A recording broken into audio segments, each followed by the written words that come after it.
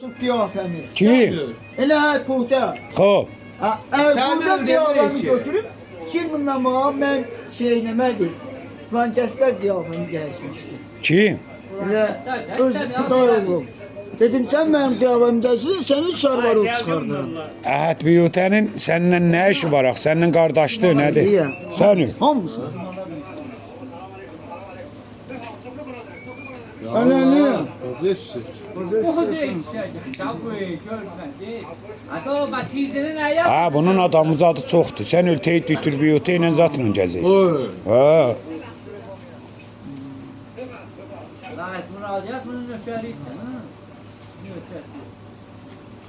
Elə zindan kürdümü giysəm, İran qurulacaq.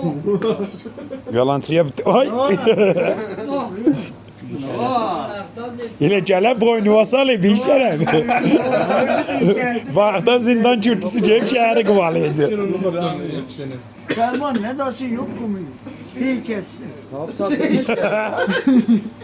Abi. Bu ne siyade?